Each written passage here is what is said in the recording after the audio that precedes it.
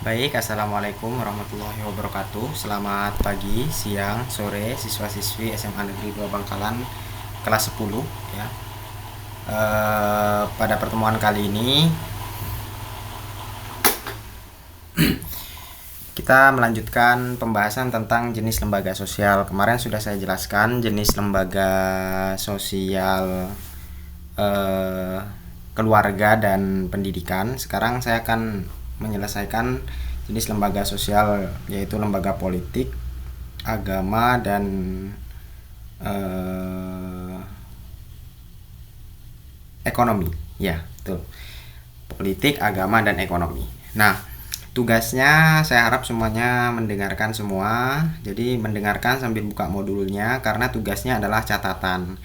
Nah, di penjelasan lembaga sosial kali ini saya akan memberikan definisi dan contoh di setiap konsep yang mungkin kurang familiar atau jarang kalian dengar atau kalian tidak mengerti artinya. Nah, nanti saya akan memberikan penjelasannya. Silakan dicoret-coret di modulnya. Jadi silakan diberi catatan-catatan kecil di setiap poin di modulnya yang tidak ada penjelasannya, tapi saya jelaskan dan saya berikan contoh. Jadi tugasnya adalah catatan dan tugasnya adalah individu. Jadi saya harap semuanya bisa menyimak dengan baik video ini dan memberikan catatan-catatan di modulnya sehingga modulnya penuh coretan gitu ya, penuh catatan kecil yang nanti seperti biasa difoto dan diunggah di link yang saya berikan gitu ya. Oke, itu untuk tugas hari ini. Jadi saya jelaskan di awal. Nah, sekarang adalah lembaga politik. Nah, lembaga politik itu apa? Lembaga politik itu adalah lembaga sosial yang berkaitan dengan kekuasaan. Jadi, politik sendiri artinya adalah kekuasaan ya. Arti umumnya adalah sebuah kekuasaan. Jadi, lembaga politik adalah lembaga yang mengatur bagaimana seseorang bisa mendapatkan kekuasaan, bagaimana dia harus menjalankan kekuasaannya, dan bagaimana dia harus bertanggung jawab atas kekuasaannya gitu ya. Nah, lembaga politik, nah ini ya kata kuncinya adalah kekuasaan ya. Kekuasaan itu artinya menguasai hal yang ada di sekitarnya dan orang yang ada di sekitarnya gitu ya, di ruang lingkup kekuasaannya gitu ya. Nah, lembaga politik berkaitan dengan masalah-masalah bentuk negara, bentuk pemerintahan, dan bentuk kekuasaan serta sistemnya. Jadi di sini ada istilah bentuk negara, bentuk pemerintahan, dan bentuk kekuasaan. Jadi akan ada bedanya ya. Jadi bentuk negara kita apa, bentuk pemerintahan kita apa, dan bentuk kekuasaan kita itu sebenarnya apa begitu ya. Nah, kita mulai dari bentuk negara dan pemerintahan ya. Jadi bentuk negara itu ada beberapa jenis ya. Paling tidak ada dua yang umum dipakai ya, yaitu negara kesatuan. Negara kesatuan artinya setiap negara, di sebuah negara itu hanya ada satu pemimpin ya, pemimpin utama yaitu presiden gitu ya, dan yang lain-lain itu tunduk di bawah aturan itu gitu ya, di bawah presiden utama itu gitu ya. Nah, sedangkan ada negara federasi atau negara serikat. Nah, negara serikat ini adalah negara yang ada negara bagian ya, dan juga ada negara federasi seperti Amerika Serikat ya. Jadi Amerika Serikat itu bentuk negaranya adalah negara federasi. Dia adalah satu negara besar yang terdiri dari beberapa negara-negara bagian seperti Washington DC, New York, dan seterusnya. Itu adalah negara bagian dari Amerika Serikat. Nah, tapi negara federasinya, negara utamanya adalah Amerika Serikat itu sendiri gitu ya. Jadi itu adalah bentuk negara federasi. Jadi tidak menjadi satu kesatuan Amerika Serikat itu ya. Makanya kenapa setiap kota di setiap state gitu ya, setiap negara bagian di Amerika Serikat itu punya gaya hidup yang berbeda, tingkat apa namanya, daya beli, terus UMR yang berbeda gitu ya, gaji yang berbeda di setiap kota gitu ya, di setiap negara bagian gitu. Berbeda dengan negara kesatuan seperti di Indonesia yang mana rata-rata sama gitu ya, karena dan kebijakannya rata-rata sama gitu. Berbeda dengan negara federasi yang setiap negara bagian itu memiliki aturan yang bahkan mungkin jauh berbeda, bertolak belakang dan seterusnya gitu. Tapi tetap diintegrasikan oleh satu negara besar, yaitu negara federasinya itu sendiri, yaitu Amerika Serikat gitu ya misalnya. Jadi bentuk negara tuh ada dua ya paling tidak dalam bentuk negaranya. Nah, ada juga bentuk pemerintahan. Bentuk pemerintahan itu ada republik, monarki dan kekaisaran gitu ya. Nah, bentuk pemerintahan ini republik. Republik itu adalah bentuk pemerintahan yang dipimpin oleh satu pemimpin yang dipilih oleh rakyat gitu ya. Seperti di Indonesia, makanya kenapa kita disebut Republik Indonesia, karena kita bentuk pemerintahannya itu republik gitu ya. Dan dengan bentuk dengan sistem politik demokrasi gitu kan. Nah, ada monarki. Monarki itu adalah bentuk pemerintahan yang dipimpin oleh satu raja yang dilakukan secara turun-temurun gitu ya. Dan juga ada kekaisaran. Kekaisaran ini dipimpin oleh beberapa orang gitu ya, yang disebut dengan kaisar gitu. Nah, bedanya kekaisaran dan monarki itu menjadi hal yang perlu kalian telusuri lebih jauh gitu ya, secara definitif dan contoh bisa dicari di Google gitu ya. Tapi yang jelas secara sederhana, monarki itu dipimpin oleh satu orang raja dan kekaisaran itu dipimpin oleh beberapa orang yang disebut sebagai kaisar gitu ya. Nah, yang kedua adalah bentuk kekuasaan. Bentuk kekuasaan ini berkaitan dengan bentuk pemerintahannya.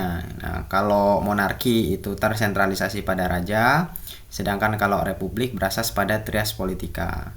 Nah, kalau di negara monarki yang membuat aturan, yang menjalankan aturan dan juga yang mengawasi aturan itu adalah raja, ada pada raja semua. Jadi raja itu memiliki kekuasaan yang overpower gitu ya.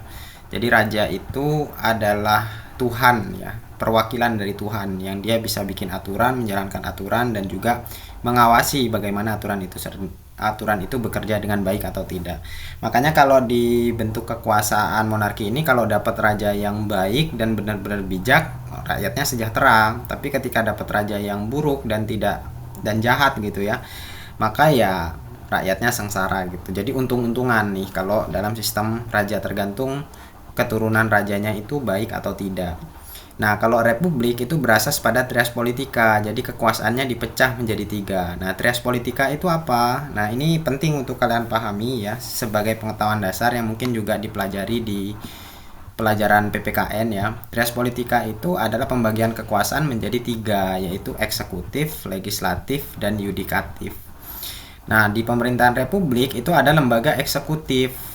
Di kekuasaan republik ada lembaga eksekutif. Lembaga eksekutif itu adalah lembaga yang menjalankan program kerja, yang menjalankan sistem-sistem pemerintahan yang lain untuk melayani rakyat gitu ya. Nah, lembaga eksekutif ini seperti apa? Seperti pemerintah pusat yang dipimpin oleh presiden, pemerintah provinsi yang dipimpin oleh gubernur, dan pemerintah kabupaten yang dipimpin oleh bupati. Tugas mereka adalah menjalankan program, merealisasikan anggaran yang sudah direncanakan. Bangun jalan, bikin program kesehatan, bikin program pendidikan dan seterusnya. Nah, itu disebut lembaga eksekutif. Nah, sedangkan lembaga legislatif adalah lembaga atau lembaga yang memiliki kekuasaan untuk membuat undang-undang, mengatur bagaimana eksekutif harus bekerja, sekaligus mengawasi. Membuat undang-undang ya. Sekaligus mengawasi bagaimana kerja eksekutif ya. Jadi contoh sederhananya misalnya OSIS itu lembaga eksekutif, bagaimana mereka menjalankan program kerja. Nah, yang mengawasi siapa? MPK sebagai lembaga legislatif. Makanya MPK tuh tugasnya ngawasin aja gitu ya, bikin undang-undang, mengawasi program kerja OSIS berjalan baik atau tidak dan seterusnya. Nah, di negara juga ada lembaga yudikatif.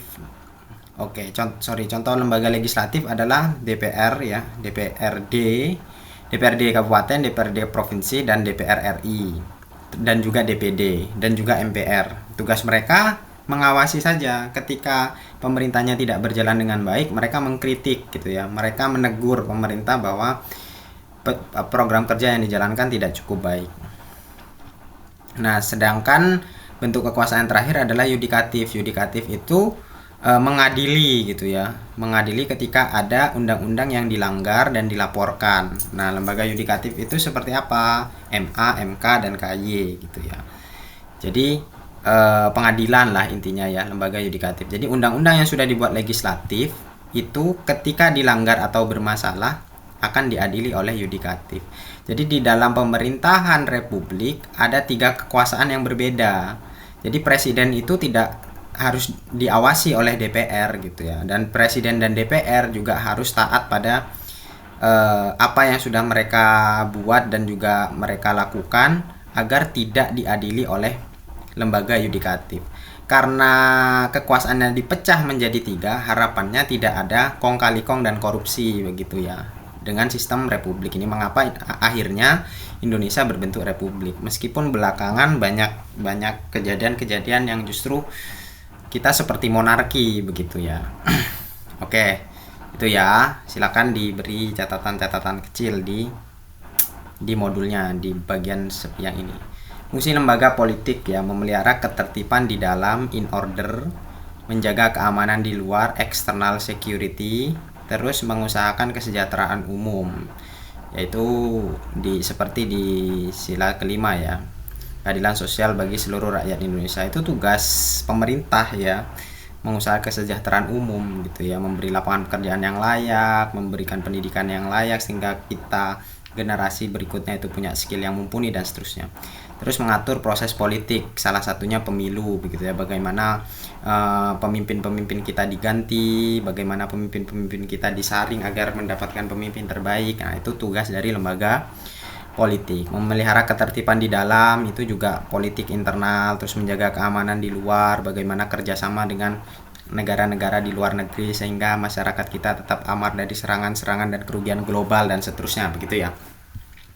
Oke, saya agak cepat ya karena materinya cukup banyak. Oke, selanjutnya adalah lembaga ekonomi. Nah, lembaga ekonomi dalam sosiologi merujuk pada fungsi yang mengatur pembagian kerja dan kehidupan masyarakat ya. Ini ya, kata kuncinya adalah pembagian kerja dan kehidupan masyarakat gitu ya. Jadi fungsi lembaga ekonomi itu mengatur siapa yang seharusnya bekerja di sini dan siapa yang seharusnya mendapatkan peran semacam ini di dalam kehidupan masyarakat begitu ya. Misalnya konsep perdagangan secara historis ini sejarah ya berarti ya, mulai muncul ketika orang menginginkan hasil produksi orang lain gitu ya. Jadi orang ada yang ternak ayam, sedangkan saya itu beternak kambing gitu. Nah, suatu ketika saya pengen ayam dan pengen telur ayam, udah bosan makan kambing terus, maka disitulah mulai ada hasrat untuk barter gitu ya, barter, dan lama-lama ada uang sebagai alat tukar dan terjadilah transaksi. Jadi secara historis perdagangan itu muncul karena orang mulai ingin produksi orang lain, jadi udah bosan dengan produksinya sendiri, pengen merasakan produksi orang lain, maka terjadilah proses jual beli atau yang disebut dengan perdagangan. Lambat laun proses pertukaran memiliki standar tertentu, diatur dan diperkirakan sehingga akhirnya perlu dikembangkan. Nah, munculnya teknologi yang disebut dengan uang gitu ya sebagai alat tukar. Lembaga ekonomi lahir pada saat orang mulai melakukan barter secara rutin, membagi tugas dan mengakui adanya tuntutan seseorang terhadap orang lain. Nah, pola politik ekonomi. Nah, ekonomi itu tidak bisa dipisahkan dengan politik ya. Jadi apalagi di era modern sekarang, ekonomi sebuah bangsa itu ditentukan oleh politik negaranya ya, seperti misalnya politik ekonomi feodalisme itu artinya politik ekonomi yang diterapkan di sistem monarki atau kerajaan, artinya masyarakatnya berdagang, terus hasil dagang masyarakat itu ditarik upeti atau pajak yang masuk ke dalam kerajaan, ke istana kerajaan. Nah, istana kerajaan itu mengelola dana upeti dari para pedagang ini untuk didistribusikan kesejahteraan rakyatnya gitu. Tapi dulu di era feodalisme itu ketika rajanya jahat, upeti-upeti itu kan dikorupsi gitu, dan nggak ada yang bisa mengadili raja, kan nggak ada KPK dan seterusnya. Nah, upeti-upeti itu dikorupsi, terus para pedagang itu merasa dirugikan. Mereka itu sudah dagang tapi hasil dagangnya tidak untuk mereka sendiri tapi untuk bayar upeti atau pajak kepada raja. Dan upeti di masyarakat feodal itu tidak kecil ya. Kalau di kita kan misalnya 12% ya, itu besar juga ya sebenarnya untuk republik ya ukurannya ya. 12% atau mungkin 20% dan seterusnya gitu ya. Kalau upeti di era feodalisme itu besar, bisa 40%, bisa 50% atau bahkan lebih daripada 50% gitu ya, yang masuk ke istana. Makanya kenapa banyak raja kaya tapi pedagangnya tidak kaya, karena sistemnya feodal. Nah, maka beralihlah dari feodalisme ke kapitalisme. Kapitalisme ini adalah perubahan sistem politik juga. Jadi sistem kerajaan sebagai sistem politik runtuh menjadi kapitalisme. Kapitalisme itu adalah pasar bebas gitu ya. Yang punya modal besar, dia bisa berbisnis dan bisnisnya berhasil, dia tidak perlu bayar pajak seperti di era feodalisme gitu. Bayar pajaknya dengan sistem yang penting negara dapat dari hasil. Jadi tetap keuntungannya lebih besar daripada apa yang diberikan kepada negara. Nah, kapitalisme itu adalah sistem politik ekonomi yang sekarang ada di seluruh dunia, seperti di Amerika terutama ya. Amerika itu negara paling kapitalis gitu ya. Negara yang banyak pengusahanya, negara yang banyak pabriknya, itu adalah negara kapitalisme gitu. Seperti di China itu ideologi politiknya komunisme, tapi sebenarnya praktik kerjanya adalah kapitalisme. Karena kalau Cina tidak kapitalis, tidak mungkin bisa menyaingi Amerika Serikat seperti sekarang.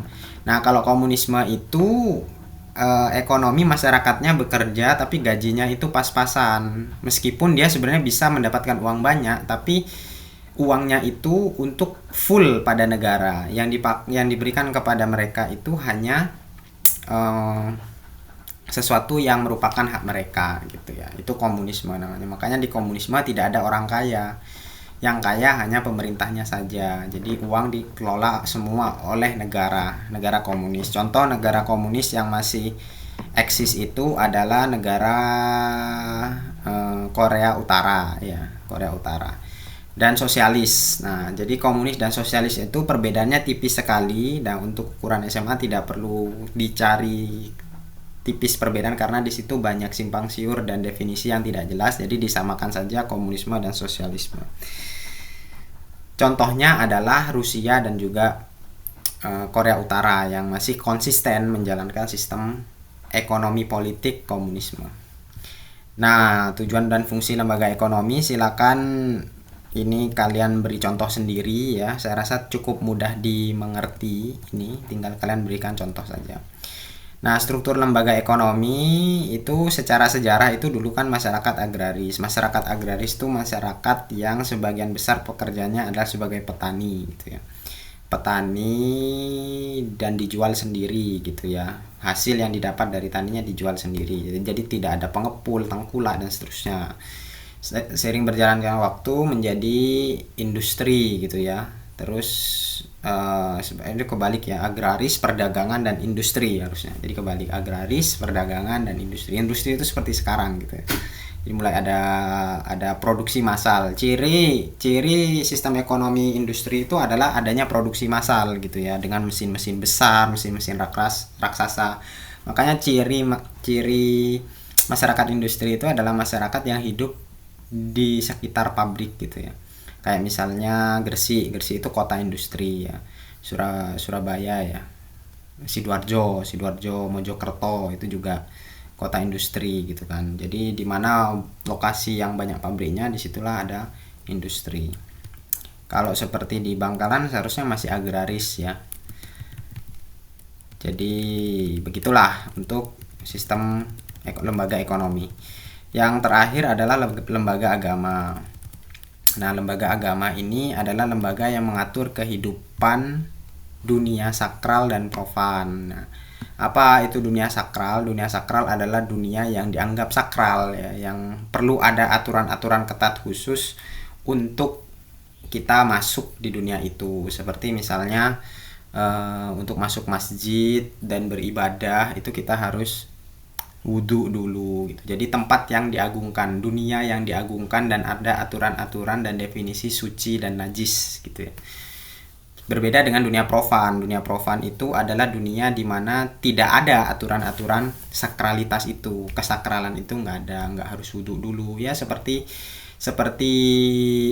tempat umum, terus sekolah, ke ruang kelas. Ruang kelas itu ruang yang profan gitu ya. Ruang sakralnya di mana? Di musola gitu ya, di di gereja. Nah itu dunia sakral. Dan dunia profan itu dunia sehari-hari kita gitu, yang mana kita tidak perlu terlalu mempedulikan kita sedang dalam kondisi suci atau tidak secara aturan. Nah, ini fungsi agama ya, saya rasa tidak perlu dijelaskan secara detail ya, sumber pedoman hidup bagi individu maupun kelompok, karena di agama ada aturan-aturan yang memandu kita hidup dari awal kita membuka mata sampai kita tidur lagi, itu ada di dalam agama masing-masing, mau Kristen, mau Hindu, mau Buddha, mau Islam gitu ya. Mengatur tata cara hubungan antara manusia dengan Tuhan, juga gimana caranya berdoa dan seterusnya gitu ya. Tuntutan tentang prinsip benar dan salah, dosa untuk menghindari perilaku menyimpang dan seterusnya. Dan pedoman rekreasi spiritual ya, ziarah wali, umroh, haji dan seterusnya seperti itu ya. Memberikan identitas kepada manusia sebagai bagian dari satuan agama ya, di KTP itu salah satunya ya, agamanya apa gitu ya.